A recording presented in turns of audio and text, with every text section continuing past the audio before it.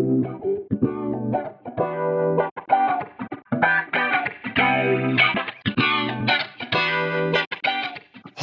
Hey, everyone. This is Andy McNeill, and I'm here with my co-host, Matt Duffield, and it's another edition of Free Arkansas. And today we're excited to have Valarie Clark and Danny Orman, the current county judge and former county judge of Lafayette County down in South Arkansas. Matt, how are you doing? I want to just say hello to you first, and then we're going to talk to Valarie. But are you doing okay? Great, Andy. Good, doing great. Valarie, thanks for coming on the show today. Yeah, thank you all for having us. Yeah. And one of the things that I was curious about, just to start off with, is I think I'm saying it wrong. I know the county's named after Marquis de Lafayette, but you don't say Lafayette, right? No, we're Lafayette. Lafayette. Okay. Lafayette. Yes. I'm probably going to mess that up, and so I apologize just up front on that. I don't actually know if I've been there or not in the county. I know I've been down to Magnolia. I had another business partner years ago that was from Magnolia, and so of course I've been through Texarkana. But I'd love just to know, like, tell us a little bit about the county. Like, what's it like to live there? Lafayette County, if you were to ask me, I would say it's a great place to live. If I can get people off of Highway 29 and 82, I could show them Lafayette County has a lot to offer. We have a lot of fishing, hunting. We're real outdoorsy. The further south you go through the county, you get down there to the farmland, to what we call the river bottoms, and it's this time of year. It's beautiful down there with corn. And it's just, Lafayette County is just a really nice place to live. We're just we've got about 6,200 in population. And the town is made up of, I'd say, 3 small cities. And then we have what I would call the community or the Buckner community. But we have Stamps. Louisville is our county seat. And then Bradley. And Bradley's on the south end.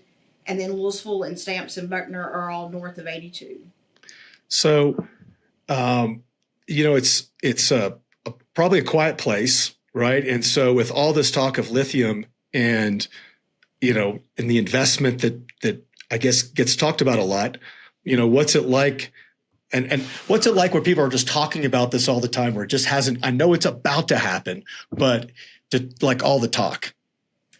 Well, when I was elected, because I was elected in 2022. So I started in January of 2023, and I had not been in office maybe 3 months, and all of a sudden a TV crew, they show up and they're like, hey, we want to do an interview. And I'm like, no, I didn't sign up for this. Right. And that was kind of the talk about lithium, but it's kind of like been a roller coaster, because you have a whole lot of people talking about it, and then it'll be weeks and nobody says anything. And then there would be a lot of talk, and then there wouldn't be much talk at all. But since they passed the royalty amounts, that's pretty much been all of the talk. And we've seen a lot of traffic. Traffic has really picked up in the county. One of the sites, they've been pouring concrete. They're like moving full steam. Oh, have they really? Yes, sir.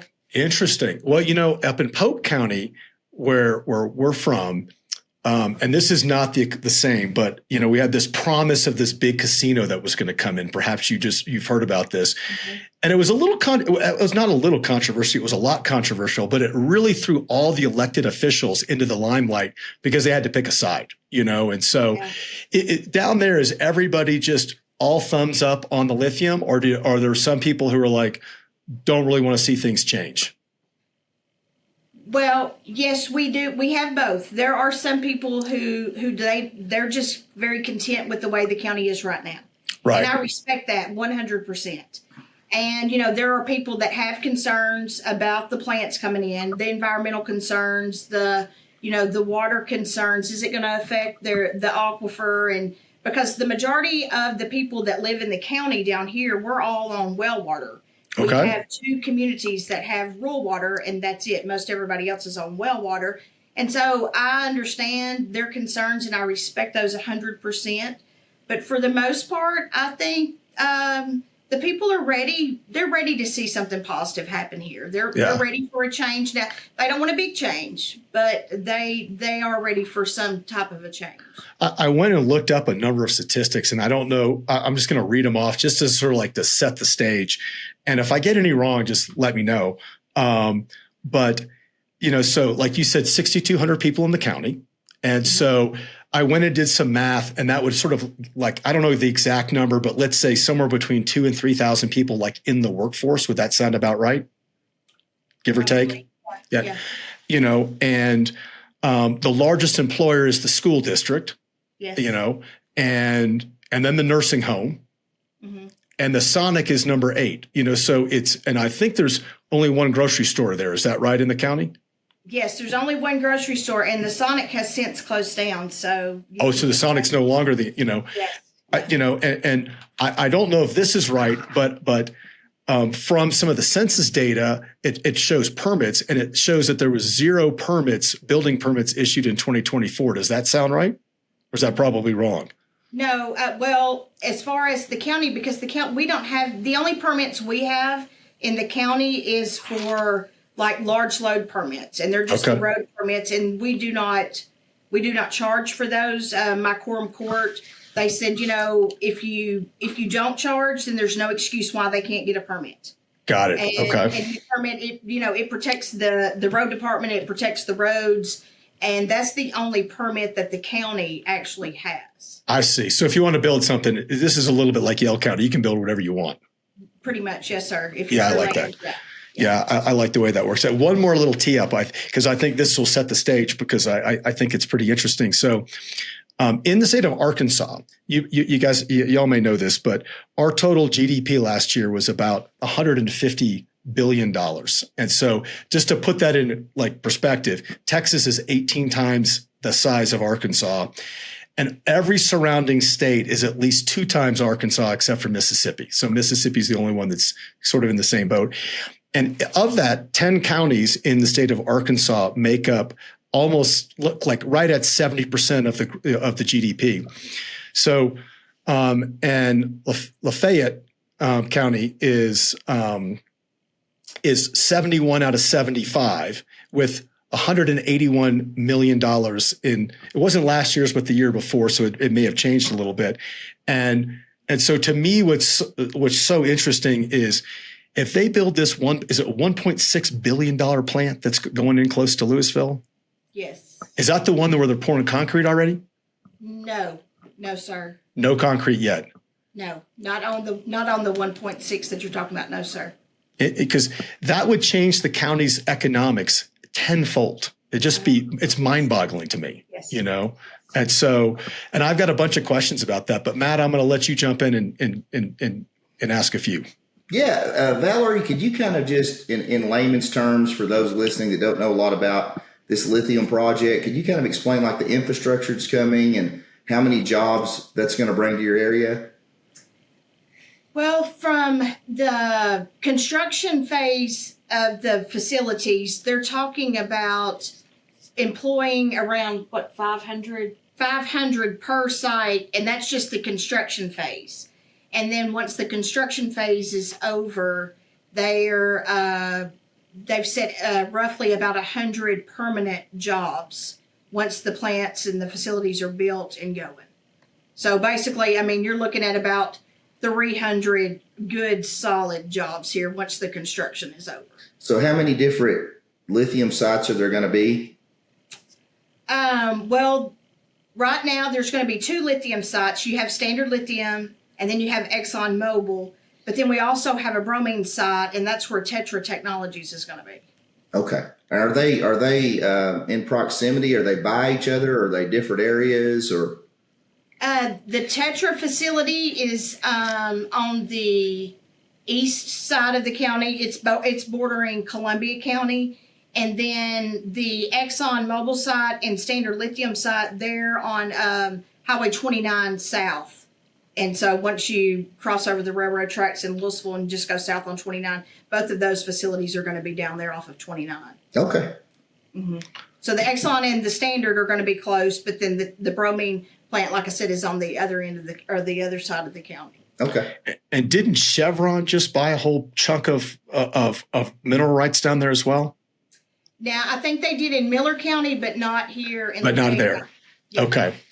Mhm. Well, those are, and it's massive dollars because those are all big companies backed with significant capital. Do you have a sense of the total invested capital in the county? I mean, for these two plants or these three plants that you're talking about, like what's the estimates? Like $2 to $3 billion probably. Yeah, probably 2 to 3 billion. Yeah. yeah, Easily. 2 to 3. That's pretty awesome if they were able to. Yeah, it's a little. It can be a little overwhelming, and sometimes it's hard for me to wrap my head around because, I mean, I myself, I'm like, oh my gosh, this is really going to happen, and just to know the things that this is going to do for Lafayette County. I mean, this is going to move us forward in a way that nobody ever dreamed, I think, would happen. Yeah, because I got to imagine, I don't know how the county tax structure works, but I have to imagine that if you all of a sudden import a new industry that becomes number one, like overnight, is going to be a substantial provider of revenue for the county, and the cities that they operate in, for sure.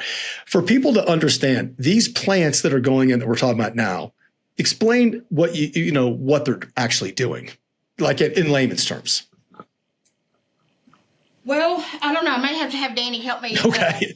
on this because I mean I understand the process, but now for me to be able to explain it. Well, where I was going with it, and Danny, maybe you can tell me, is really what they're doing is they're pulling the lithium out of the salt water, right, out of the bromine. It's like a bromine processing plant. Is that the kind of way to think about it? Yes, you have a well that they drill, and they'll draw the brine water out of the ground, run through a pipe into the plant, and then they'll process that brine water and pull the lithium out of that. And then it goes out the other end of the plant back into another well, which is the injection well, and puts that salt water back into the same formation that they took it out of. Okay. It just constantly makes a circle. And every time that gallon of water goes through that formation, it picks the lithium back up and they bring it back into the plant. It's a closed system that circulates all the time. Does that mean they're going to like what they did in the Fayetteville Shale, have to drill a bunch of wells and then pipe all this stuff to these plants? Not many. Not many? There'll be probably 3 or 4 wells that they'll take the water out of, and they'll probably have half that many wells to put it back in. I see. It's not a huge number of drilled wells. But they did go back into a lot of the old capped oil wells, and I guess what do you call it? Reopened, so that they reopened those, and that's how they're planning on still continuing to do some of this. Okay, so from the disposal perspective, I imagine, right? No, that for they. They're going back in and pulling out the water from like like a completely capped production, like an old producing well. Yes, sir. Yes. Okay, interesting. Matt, what do you want to know about that? Man, I mean, I don't know a lot about the process, so I'm learning as we go. I mean, the extent to what I understand is I know that lithium is going to provide a lot of jobs and economic boom for South Arkansas, which I think is fantastic. One thing, Valarie, that we had in our notes here was that you've really pushed for road improvements down in your area. How has that gone, I guess? And I haven't been down in your area in a while. I passed through, but how are the roads down in y'all's neck of the woods now? And is there going to be some more upgrades with these plants? Well, if you were to ask me today how the past, say, 2 months have gone, I would say that our roads are not in good shape at all because we've had a substantial amount of rain and we've had a lot of washouts. And but get beyond that, we have been doing a lot of work on them. I know there's been one of the companies have requested that we try to widen one for them before December because they're going to be bringing in huge pieces of equipment for their facility. And we've been working with them, and they've also been working with the county. And but yeah, we've really been putting a lot of work into our roads because, like we talked about just a few minutes ago, we've talked about this a lot, but we didn't see a whole lot of movement.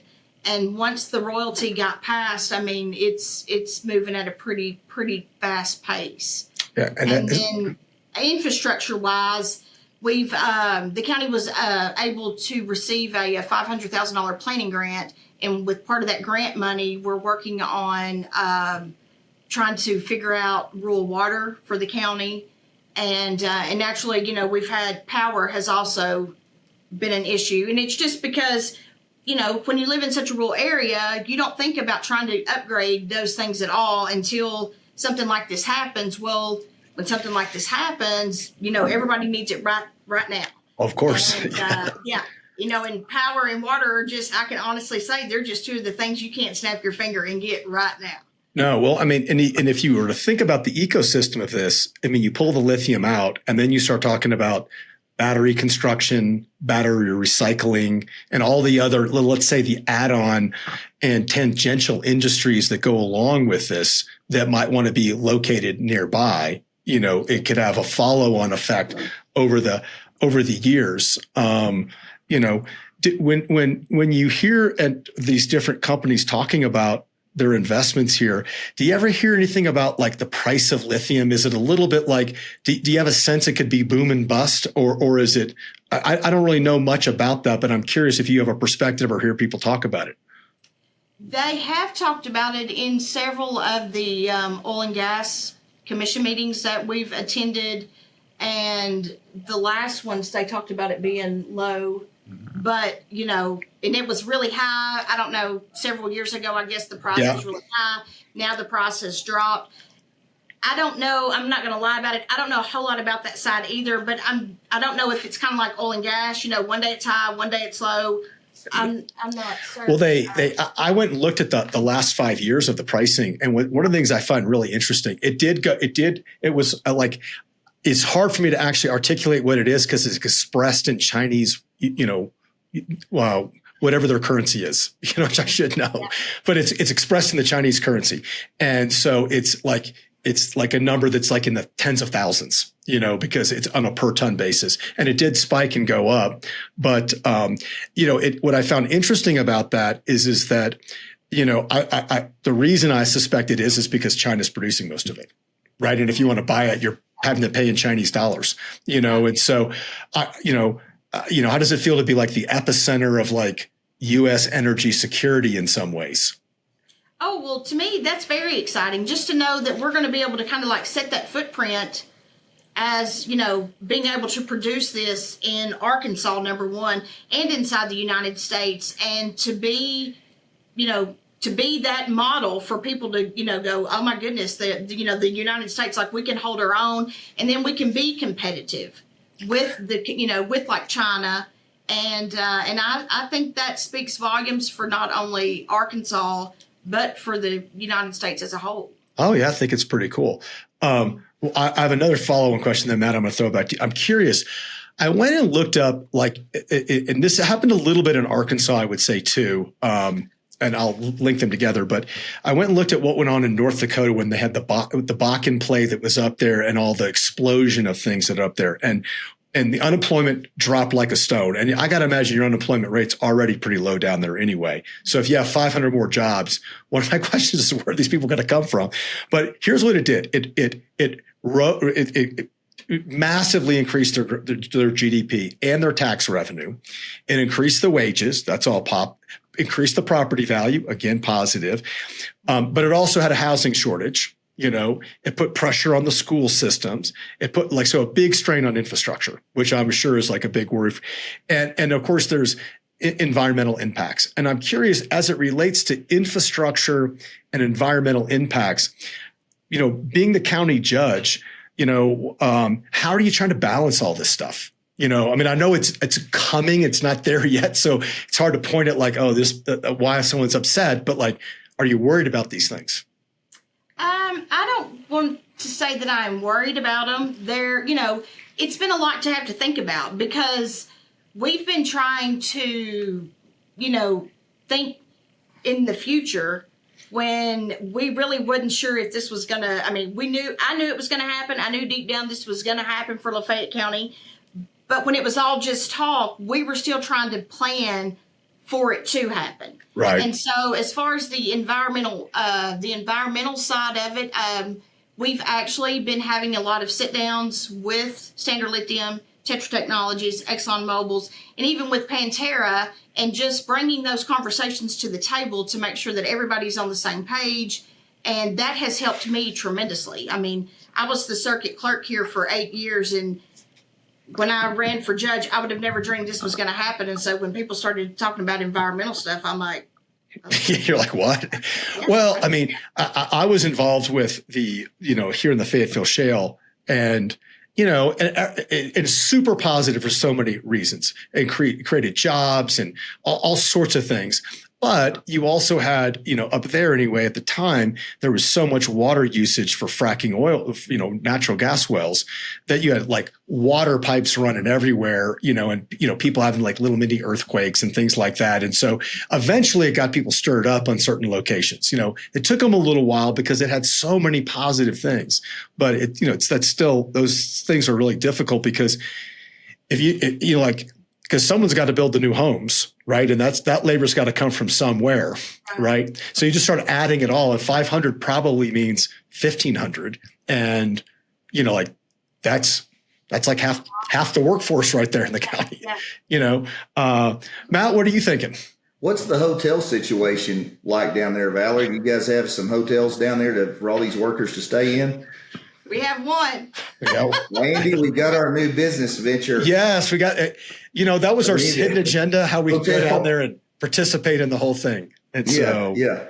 But is that, where are these guys when all kidding aside, is there going to be another hotel built, or is there somewhere for where all these guys and gals going to stay?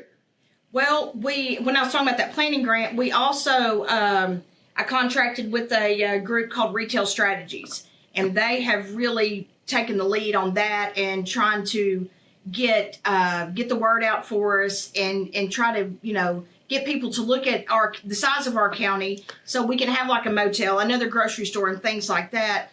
But as far as on the construction end of it, we've had a lot of, I don't want to say a lot, but several of our constituents have come forth and said, you know what, I've got 5 acres. I'm willing to put spots on there for campers. And because we know a lot of, on the construction end of it, they're going to, they'll either stay in hotels or they'll have a camper. Mm-hmm. And so the people of the county have really, they've really come out and said, we're going to help with this and we're going to make this work for Lafayette County. Now, sure. As far as the permanent housing side, that's a touchy subject for me and from the county judge's seat because, that's not something really county judges deal with. I guess I shouldn't maybe use the word deal with, yeah. But, as far as housing. And, but I have encouraged people of the county that if they were thinking about selling land, that now is the time to, now's the time to sell the land because otherwise we won't be able to have housing. I mean, we don't have, the county doesn't have land that we could sell for any, for housing or anything like that. Yeah. It's for sure a challenge. To put into perspective, Valarie, the Smackover Formation, which is your county, Columbia, Union, and Miller counties, may contain up to 19 million tons of lithium. And from our understanding, that's enough to meet the world's EV battery demand 9 times over by 2030. Is that correct? Yes. That's an insane amount of lithium. Yes, yeah. Very much so. Yeah. Yeah. Well, and I don't, what do I know? But I would guess that we're going to have more batteries, not less batteries, because everything seems to have a battery and an internet connection. And I can only imagine that everything's going to have a tracking device. Everything is going to need a battery of some sort. Yeah. And all those batteries need lithium. Yes. And when y'all were discussing the workforce a while ago, the one good thing about the Lafayette County School District out here, they have partnered with UACCH out of Hope. And so they allow students, I think, starting maybe their junior and senior year, they're able to go to UACCH for part of their school day. And so a lot of the kids graduate UACCH with some type of certificate before they ever get their high school diploma.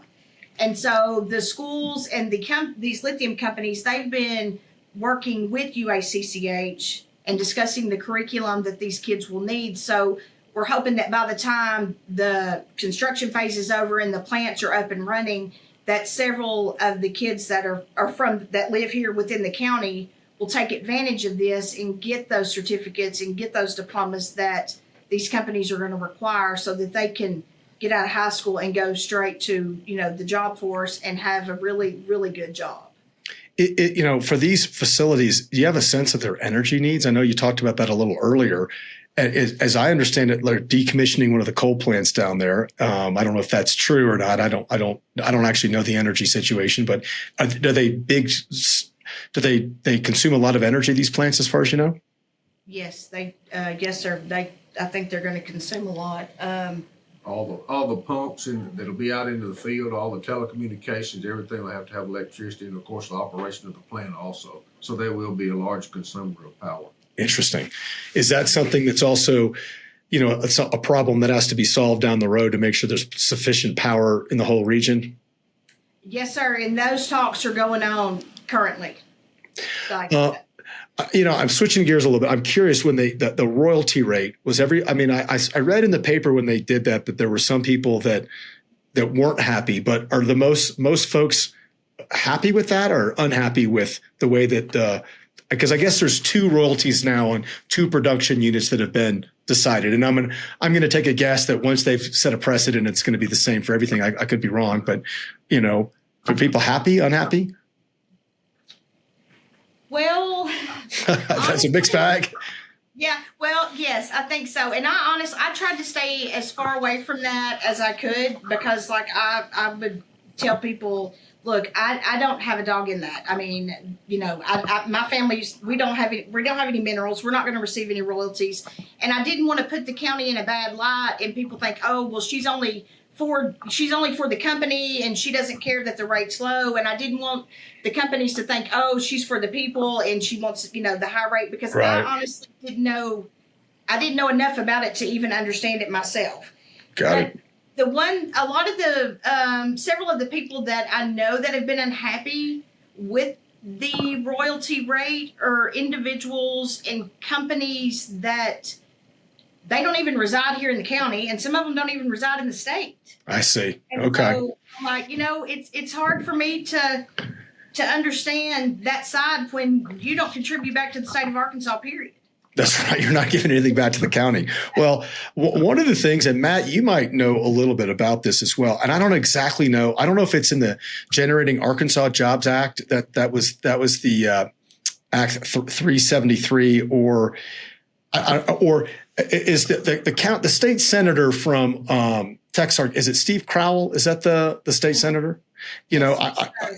Because they sponsored, and I think probably your rep or one of the reps that are down there sponsored a package that basically said that that anything that was produced in the county that after it went over the general appropriations bucket, it would 100% of that severance tax would go to the county. That's got to be a pretty big win for the county. Do you know which one I'm talking about? Yes, sir. Yeah. Yeah, no, that was a huge thing. And I think that was also in Senator Crowell's bill that had the tax breaks. Yeah, I don't remember the number. Yeah.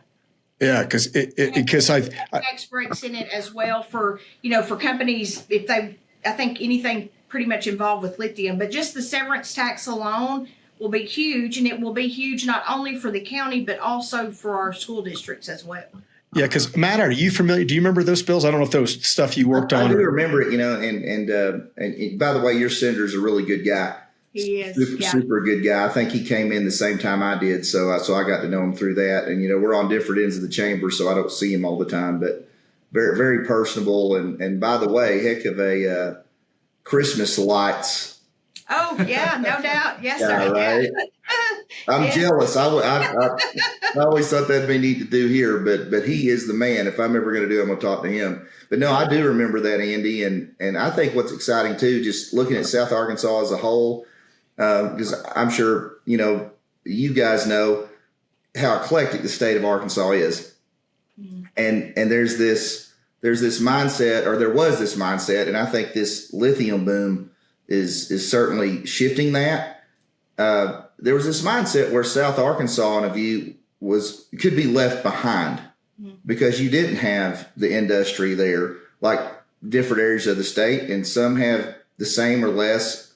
That's just how it is. And you look at Northwest Arkansas and all the industry there compared to Northeast, and then we're down here in the River Valley. But I think what's exciting is, as a legislator, I've always wanted to see each eclectic area of Arkansas be fairly represented when we go into session, so that all Arkansans, all 3.1 million, no matter if they're down in your county, south in the southern part of the state, or in our area, or the others, are equally represented and all have essentially, I guess you'd say, a fair shake down at the Capitol. So I'm really excited for you guys and all the legislators down there that I'm friends with to see this coming.